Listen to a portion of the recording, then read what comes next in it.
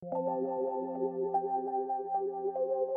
myélogramme consiste à réaliser un prélèvement de moelle osseuse en réalisant une ponction au niveau d'un os plat, sternum ou crête iliaque. Ce prélèvement sera analysé en laboratoire. Il permettra de diagnostiquer des anomalies au niveau des cellules de la moelle osseuse. Cet examen dure en moyenne un quart d'heure. Il n'est pas nécessaire d'être à jeun. Il est important de signaler au médecin si vous avez un terrain allergique.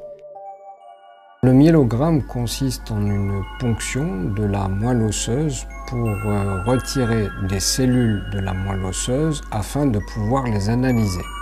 On les analyse d'une part d'un point de vue morphologique, c'est-à-dire que l'on va examiner la forme des cellules de la moelle osseuse qui vont donner naissance aux globules rouges, aux globules blancs et aux plaquettes.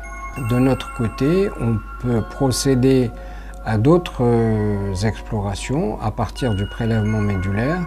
On va analyser les chromosomes des cellules médulaires et enfin on peut procéder à des analyses immunologiques qui permettent de reconnaître les cellules médulaires, d'identifier les cellules anormales et enfin le dernier examen c'est celui qui va étudier éventuellement les gènes des cellules médulaires. Le médecin et les infirmières vous expliqueront calmement le déroulement de l'examen. Vous serez positionné soit sur le dos, en cas de ponction au niveau du sternum, soit sur le ventre ou sur le côté, en cas d'une ponction de crête iliaque. L'examen est réalisé dans des conditions d'asepsie optimales.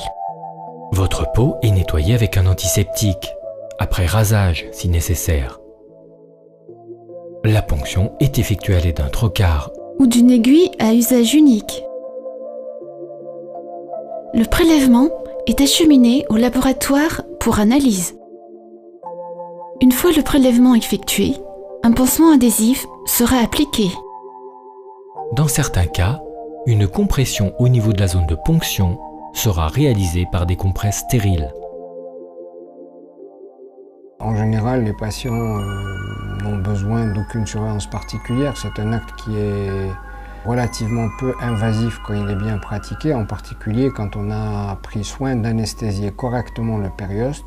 J'insiste sur ce point parce que c'est ce qui fait la mauvaise réputation du myélogramme, c'est l'absence d'anesthésie du périoste qui rend l'examen douloureux au moment de l'introduction du trocar. Le risque exceptionnel, c'est de traverser le sternum. Ce risque est actuellement annulé par le fait que l'on utilise des trocars qui ont obligatoirement une garde.